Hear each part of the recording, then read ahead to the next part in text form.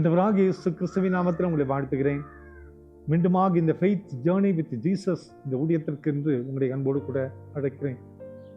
அன்பான குடும்பத்தின் மக்களை, லேவியராகமம் 26:6 தேசத்திலே சமாதானத்தை கட்டளையிடுவேன் என்று ஆண்டவர் சொல்கிறார். தேசத்திலே சமாதானத்தை கட்டளையிடுவேன். and I will give peace in the land. தேசத்திலே சமாதானத்தை நான் கட்டளையிடுவேன்.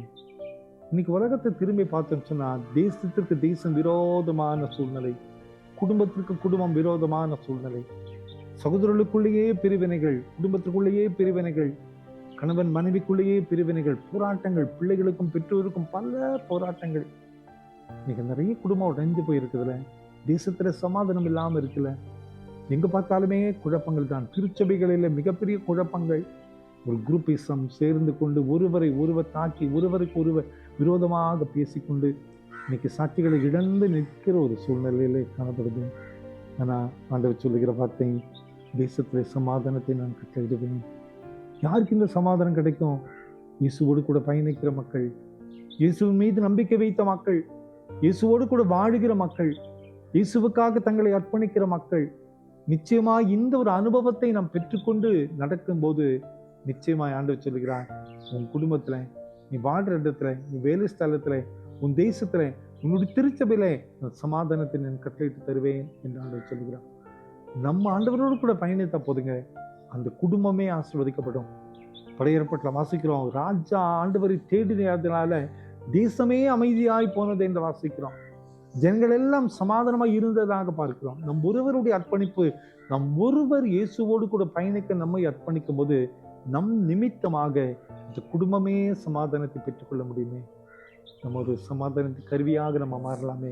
இந்த காலை நேரத்துல ஒரு திருச்சபையில, ஒரு குடும்பத்துல, ஒரு தேசத்துல, நம் வேலை செய்கிற இடங்களிலே நம் சமாதானத்தை உண்டு பண்ணுகிற கருவியாக நம்மை அர்ப்பணிக்கும் போது, இயேசுவோடு கூட பயணிக்கின்ற பொழுது அந்த இடத்துல கர்த்தர் நம்மை பயன்படுத்துவார்.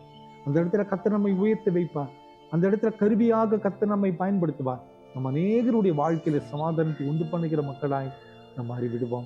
இதை விட வேண்ட என்ன அனுபவம் நமக்கு வேணுங்க? இயேசுவோடு கூட பயணிக்கும் போது இந்த உயர்வை நாம் பெற்றுக்கொள்ள முடியும்.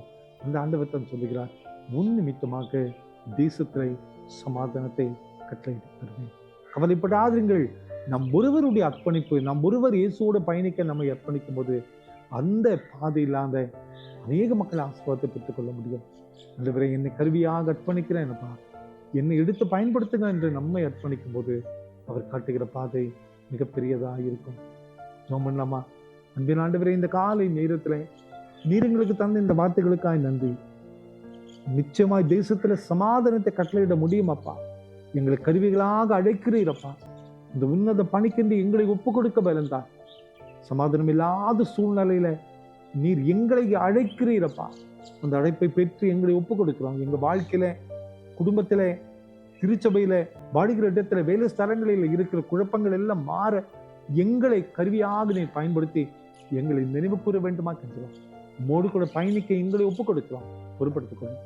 பிறந்த நாளையும் திருமண நாளையும் நினைவு கூறுகிற ஒவ்வொரு பிள்ளைகளையும் ஆசீர்வதிங்க. உங்களுடைய பிரசனம் கூட இருக்கட்டும். இயேசுவின் மூலம் ஜெபங்களும் எங்கள் நல்ல பிதாவே.